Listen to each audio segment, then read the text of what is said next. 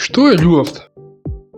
Од биолошка гледна точка, љубовта е невролошка состојба кога што е гладот или жетта, само што чувството за љубов има поголемо траење.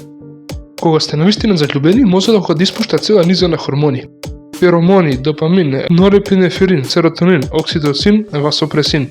Интересната работа од сето ова е дека љубовта е скоро како дрога. Всушност, кога поминувате низ раскинување, ефектите се баш како дрога.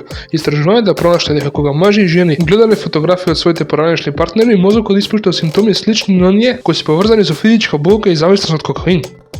Всушност, симптомите на завистост може да бидат толку лоши што кога телото испушта хормоните, драстично го свалува срцето до степен на закано срцев удар. Со други зборови, вие едноставно можете да умрете од загуба на некој сакан.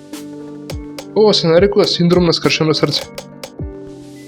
Љубовта е комплицирана.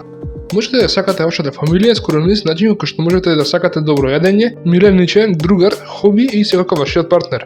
Оваа разноврсност на употреба и значење, комбинирано со сложеноста на чувствата, го прават сакањето невообичаено тешко да се дефинира, поредено со други емоционални состојби. Затоа античките Грци ја препознавале љубовта на многу поразличен начин. Тие користеле различни зборови за да опишат различни облици на љубов. Например, љубов за семејството, љубов за пријатели, романтична љубов и света или безусловна љубов.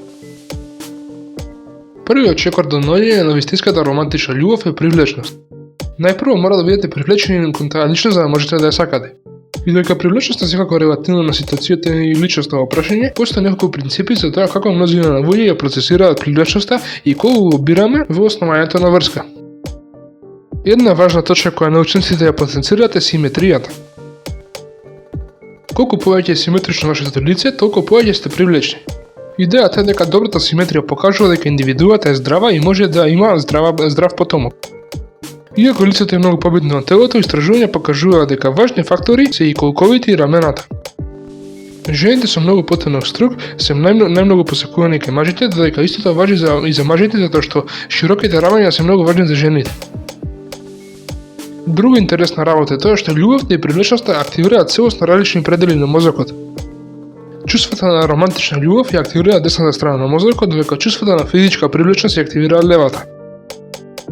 Според научниците, најважно од се е дека не треба да бидете целосно исти или целосно различни. И се чини дека тоа е важно на сите фактори – генетика, однесување, изглед, а дури и мирис.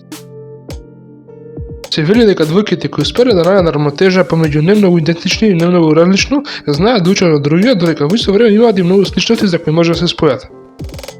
Со други зборови, научниците пронашле дека љубовта е исто толку комплицирана како што мислевме.